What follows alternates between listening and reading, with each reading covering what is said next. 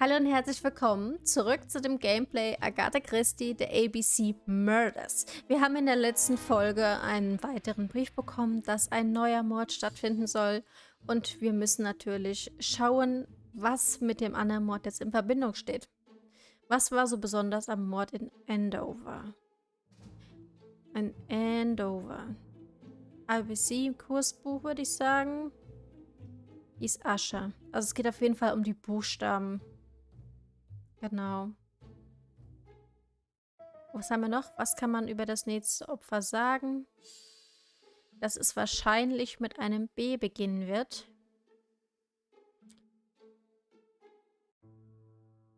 So, Poirot, have you found something? Oui, I believe so. But I am afraid it is not enough to stop the murderer. Let us go and see Chief Inspector Japp. I will explain there.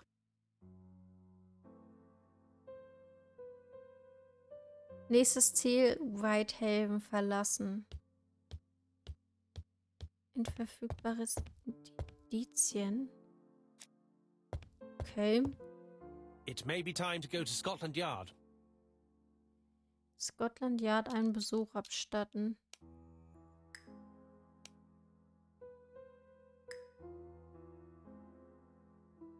Gut, dann gehen wir doch mal nach Scotland Yard.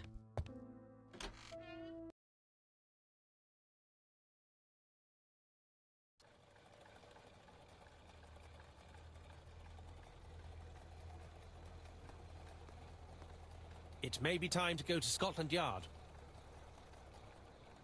Ah, und damit können wir dann das Auto wieder nehmen. Ne, wir gehen erstmal rein, It is bevor not wir the wieder right gehen. time to go home. Ach so. Ach so. Okay, wir wohnen hier. Alles klar. To Scotland Yard, please. Gut.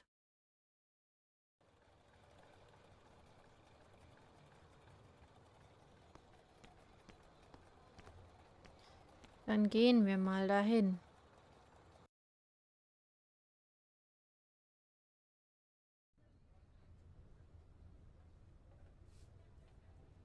Like all hunters, Hastings has always been fascinated by weapons.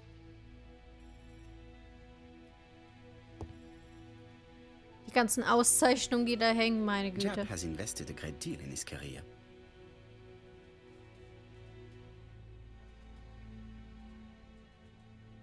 Medaillentafeln, Verleihung des Ordens, Trophäe. Japp is an investigator greatly respected by his peers. Der hat auf jeden Fall ein bisschen was geleistet, scheinbar. Japp's interview room. Many cases have been solved in this little office. Er denkt sich so, mein Gott, was läuft da also um mich rum? London. I really like this city. One thing is certain, you never get bored here. Alice Asher was murdered in Andover, the ABC killer's first murder.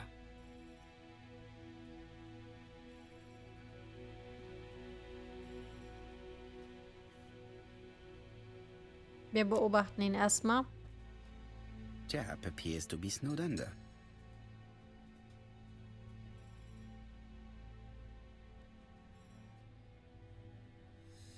Aktenstapel.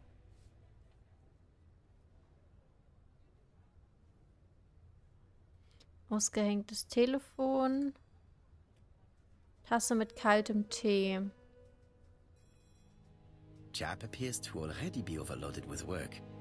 My news is not going to improve matters. Bonjour, Chief Inspector. I am afraid we have some bad news. I have just received another letter signed ABC. The next crime will be on the 25th in Bexhill-on-Sea. Are you completely sure it's from the same person? I have compared the two letters. There is no doubt about it. I suppose you think he's going to carry out his threats. I fear so. Good God, Poirot. Bexhill is very busy at this time of year, and we have no idea who the next victim will be. Der Mörder greift ältere Frauen an, die einen Laden führen. Der Name ist das nächste Opfer. Ja. I suspect that the name of the second victim will start with B. What on earth makes you think such a thing? I thought about it when I saw the name Asher clearly written over the shop door of the unfortunate woman who was murdered in Andover last month.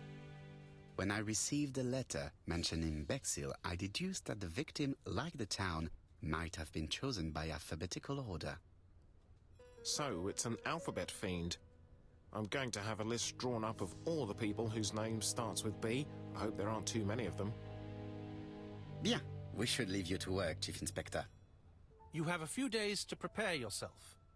Thank you for coming, my friends. Mal schauen, ob er was bei der Information anfängt, ne? Poirot? Chief Inspector Japp, your call does not bode well. Indeed, we have just found the body of a young woman on the beach in Bexhill. An ABC was placed on the body. We'll be there as soon as possible.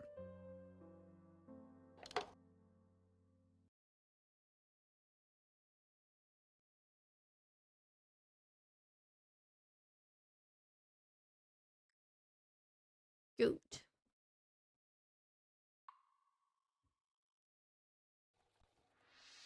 Bexhill is a delightful town. It would be nice to come back and visit. I do not entirely agree. Walking at the beach damages my shoes, and it hurts my knee. So the years have not spared you, my friend. It's the same for all of us. That is exactly what I said to myself when I saw you back from your travels. Poirot! Do not be offended, Hastings. I can see Japp waiting for us. And from his face, I would say that things are not looking good.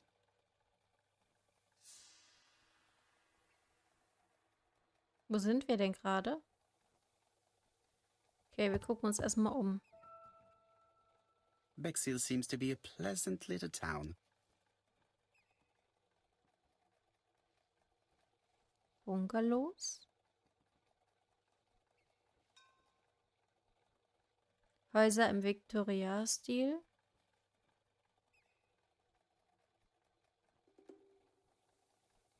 Na, hier war doch gerade grün.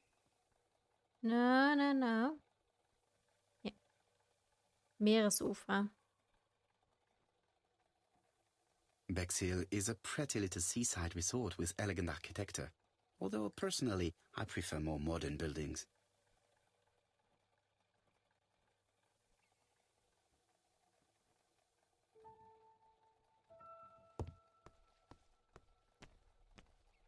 Okay. Wir haben hier schon wieder eine neue Trophäe bekommen. Wir können auch hier lang gehen. Ein Restaurant. Okay. Wir schauen uns das Restaurant I have scheinbar a few mal more an. details I wish to clarify before visiting the Ginger Cat. Okay. With all these tourists, these shops must be thriving. With all these tourists, Okay, wir müssen erstmal uns unten umschauen, bevor wir irgendwas anderes machen können. Dann gehen wir jetzt erstmal zusammen runter. Lauf. Schnell. Alles klar. So, wir schauen uns ihn erstmal wieder an. Hastings appears to be ill at ease. He appeared to be relatively indifferent to Mrs. Asher's murder, but a young woman's murder seems to be troubling him greatly. Hastings, Okay, normalerweise kann man den doch immer so I anders fear that this case is far from being solved. beobachten. Come on, Poirot. You'll find the killer. Certes. But how many times will he kill before I do? Okay, also wir gucken uns erstmal um. Ja. We should have the courtesy to go and see Chief Inspector Japp before examining the crime scene.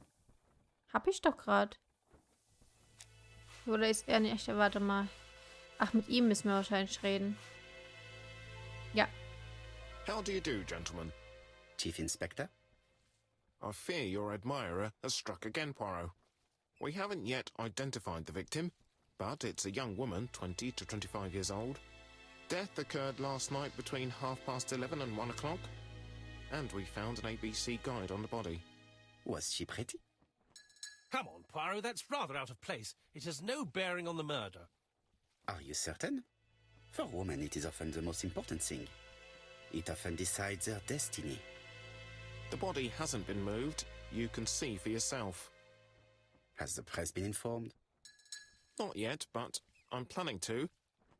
I haven't yet informed them about the presence of the ABC guide in Andover. Nobody has reported a young woman missing? Not for the moment. No witnesses, I imagine. Indeed. We've asked everybody who may have met a young woman fitting her description last night to come and see us, but I have little hope of gaining anything from it.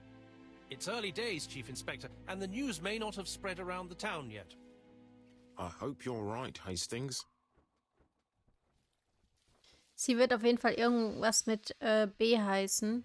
Das steht schon mal fest.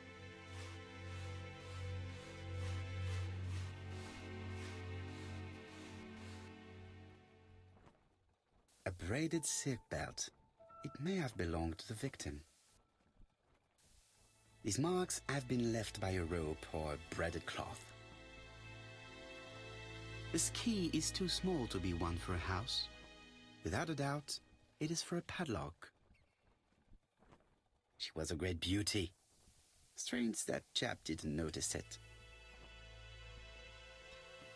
She was a great beauty. Da haben wir wieder das Buch. The guide is open at the page for the Bexhill train times. The young woman wasn't wearing shoes or a coat and was not carrying a bag. That's strange. Either the murderer stole her belongings or she put them somewhere safe. Maybe so that she could bath.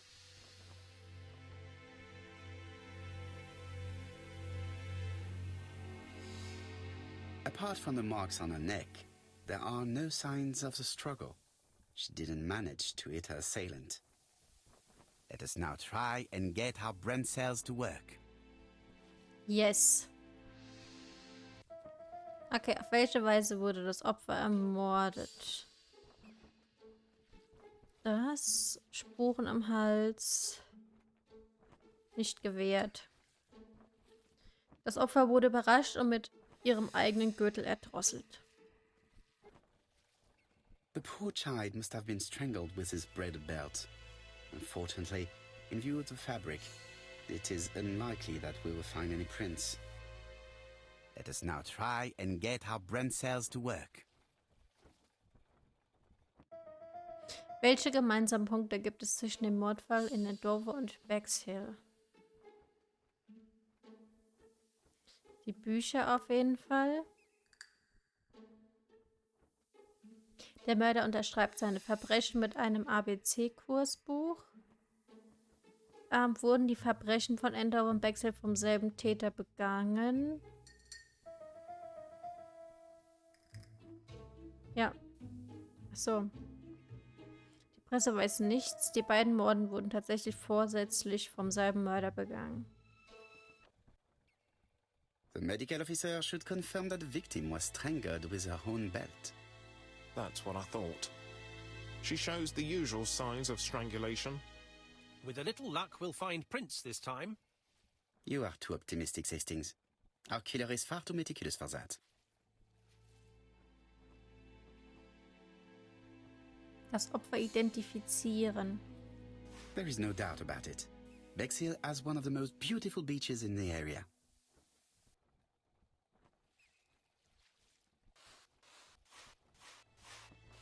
So, jetzt müssen wir natürlich nur das Richtige finden. This hut. Hängt da irgendein Dings dran? Wie sieht der denn genau aus? Eine 6. Okay. 9, 8, 7.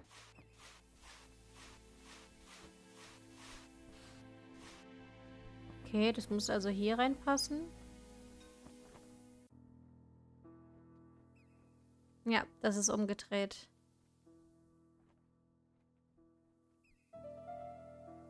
Hallo?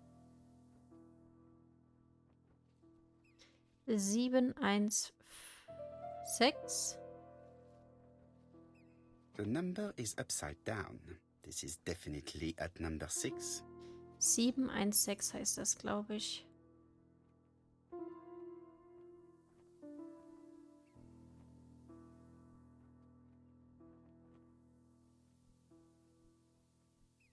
a dual-locking padlock.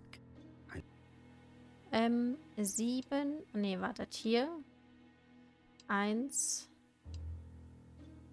6 und aufschließen. Firstly, I have to enter the padlock's code. 716 ist nicht richtig. Vielleicht heißt es doch 715.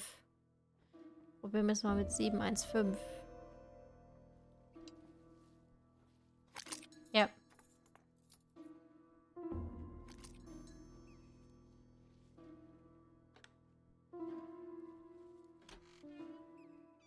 Ah, hier ist ihre Tasche drin. Was hängt hier noch?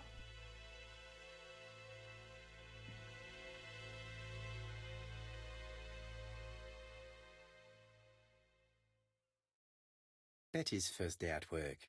Mom is very proud of you. Elizabeth Barnard, 7 Ginger August Cat. 1931. Also wissen wir jetzt, dass sie schon mal zumindest in einem The Restaurant young lady gearbeitet hat. did have a name starting with B, and she worked as a ginger cat, an establishment Betty that must be Bernard. slightly further along the beach. The purse is full. Yet again, we can dismiss theft as the motive for the murder. Und hier ist noch ihre Schuhe. A top brand lipstick. She liked to take care of her appearance. As well as a photo of the victim with some company. It could be useful to me. It definitely was here that the victim left her belongings. Okay, perfekt. Dann haben wir schon mal alles gefunden. Jap has gone to the police. The victim has been identified and her family had reported her disappearance. She was called? Elizabeth Barnard, namely Betty. She worked as a ginger cat at the cafe slightly further along the beach. But Poirot, how on earth? Never mind. Do you have her address? Yes, she lived with her parents on the street leading to the beach, number 22. Shall we go? You are far too impatient, Hastings. Let the poor people take in the news first. Let us go and visit the cafe where Betty worked.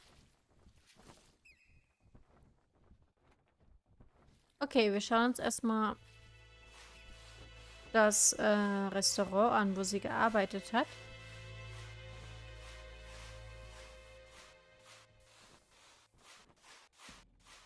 Jedes ein bisschen schneller. Jetzt überholt er, jetzt überholt er.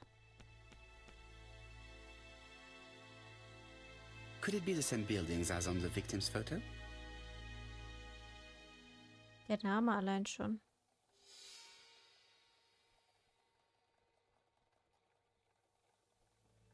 Gebäude mit Kuppel. Zeitungskiosk.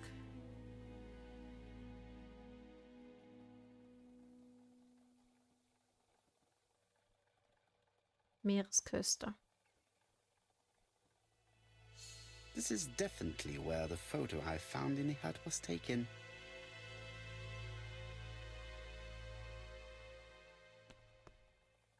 This is definitely where the photo I found in the hut was taken.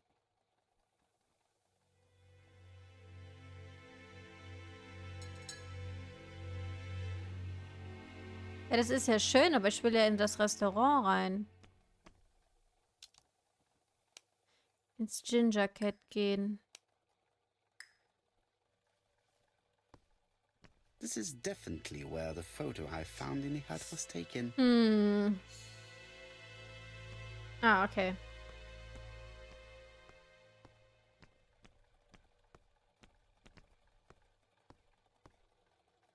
Dann gehen wir mal in das Restaurant rein.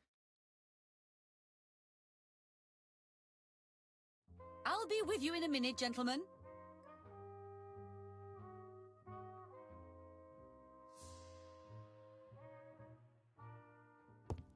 Gut, wir schauen uns erstmal um. Ist gar kein Problem.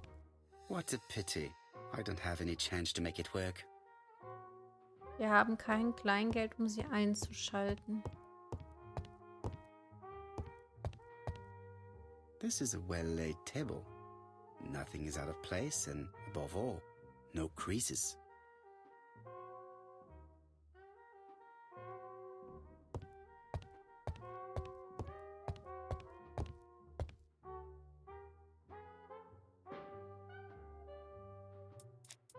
Wir beobachten sie erstmal.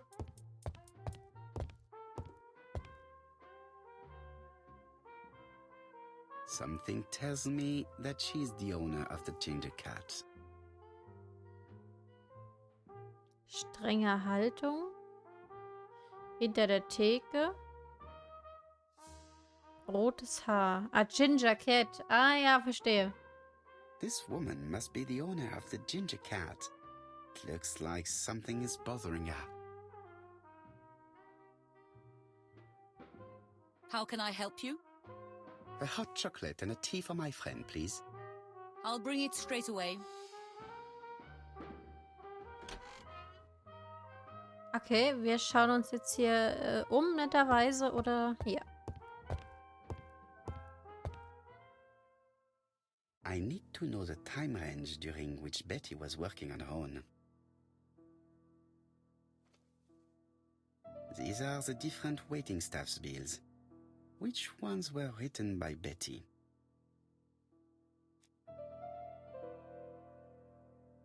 Where is Betty? Betty worked from 11 a.m. to 7:30 p.m. Would she have been alone at any time during her service? Betty worked from 11 bis 19:30 Uhr. This page won't help me. This page won't help me. No, this person is not. Interesting. Betty was alone between 5 p.m. and 7:30 p.m. Who did she serve? Soll noch mehr rausgefunden werden?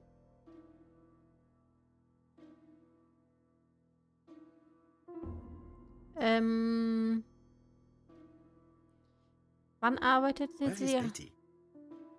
Sie alleine. Interesting. Von 17 Uhr bis 19:30 Uhr.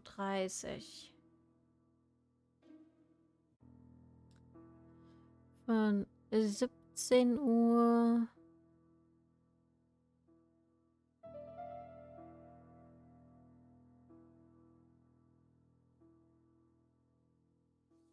Most probably a single man, a whiskey lover. Maybe the murderer? This bill may have been written by Betty. There is probably another one.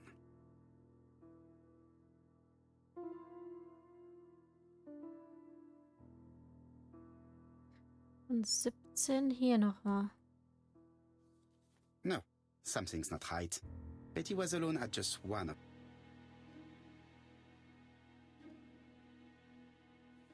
Most probably a single man, a whiskey lover. Maybe the murderer? This bill may have been written by Betty. There is probably another one.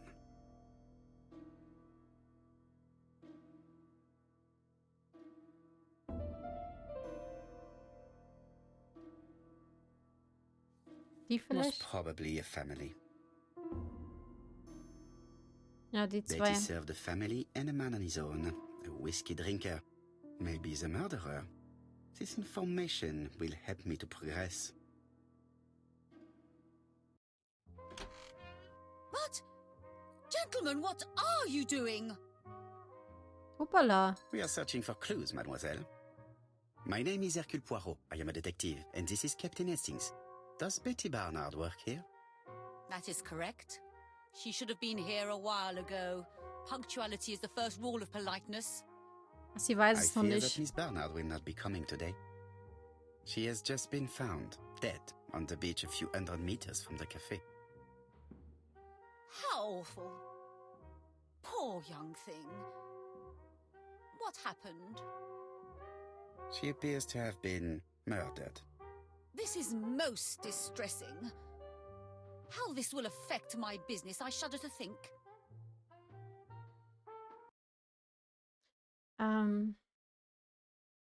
Fragen, was sie über Betty weiß. What can you tell us about Miss Barnard? Nothing, absolutely nothing. Miss Barnard was my employee. Her private life was none of my business. You did know at least that she had a young man. Indeed. Sie hätte angreifen können, fragen, ob der Mann auf dem Foto ihre Freund This ist. photo was found. Is this him? Yes, that's him all right. But I haven't seen him for some time. Sagen, dass die Jugend von heute keine Moral mehr hat. Do you think there may have been some problems between them? I'm not on those sort of terms with my staff. Now, please excuse me, I have work to do.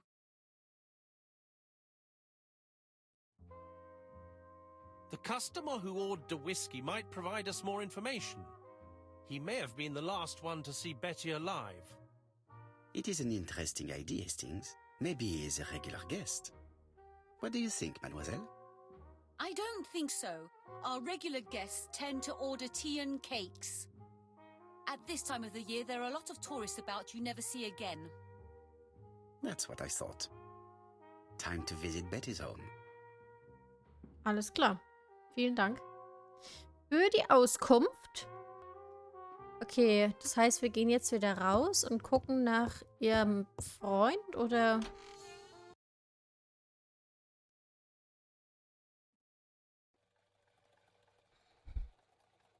Was ist denn unsere nächste Aufgabe? Zeige ich schon mal her.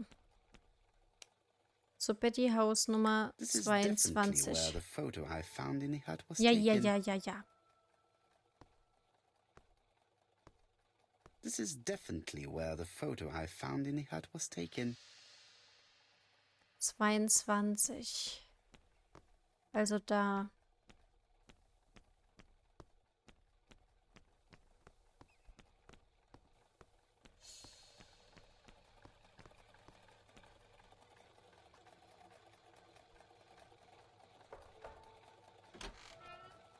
How do you do, mademoiselle? My name is Hercule Poirot. I know you. You're that detective we hear all about. I do not know if that is a compliment, but I will take it as one for now. You are Betty's sister, I believe? Yes. My name is Megan. Can we come in? Please do. Oh, sie hat halt auch noch voll in der Nähe gewohnt, ne? My parents are at the police station. I doubt they'll be up to speaking to you later. Do not worry, we will not bother them. Did you know your sister's plans for yesterday evening? No. I arrived by train this morning. My parents called me in a panic when they discovered that Betty had disappeared. She went out last night, but she didn't tell them where she was going. What was your last conversation about? Her new dress. She wanted a pair of black stockings to go with it. Mother brought her a pair. The very day it happened. She was crying. And to think that Betty never even wore them. Poor Mummy.